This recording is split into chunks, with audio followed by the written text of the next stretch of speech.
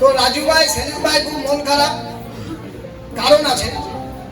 কারণ আজকের এই মিটিংটার জন্য এরা যা করেছে, এরা এবং এদের টিম, সত্যি এদের জন্য দারুণভাবে একটা হাততালি হওয়া উচিত আমরা বলছি। সরকারটা ছিল যে এত লোকই যখন হবে, এত লোকই যখন হবে, একটু রাগ করে, তাহলে কেন এত ছোট হল? ভালো লেগেছে ওর কথাটা।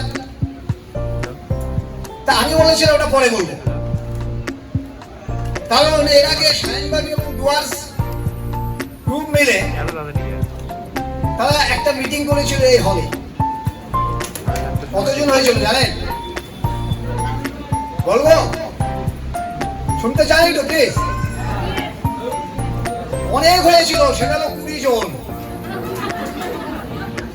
এইবার 20 জন থেকে আমরা হাইপ তুলেছি 500, কিন্তু আমরা জানি যে লোকের 500 জন হওয়াটা কঠিন, কিন্তু সেলিম এবং রাজু মিলে এবং আরো এখানে যারা লিডার আছে তারা মিলে সেই কোটাটা কিন্তু বের করে দিয়েছে।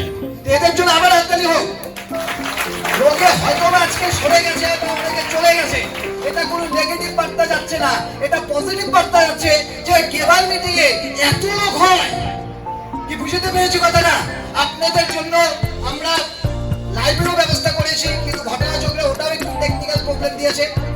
সকালবেলা বৃষ্টি, তারপরেও কিন্তু আপনাদের আশা এবং আপনারা আজকে এত সুন্দরভাবে এখানে বসে আছেন এত গরম বা এত কিছু পরেও, সেটা আপনাদের জন্য কিন্তু একটা কাম্য হাততালি। সেজন্য আপনাদের নিজেদের জন্য একটা হাততালি। কোনো কিছু পজিটিভ বার্তা বহন করে না, সমস্ত কিছুই কিছু কিছু ক্ষেত্রে মনে হচ্ছে যে আমরা এই ধরনের নেগেটিভ হয়ে গেল।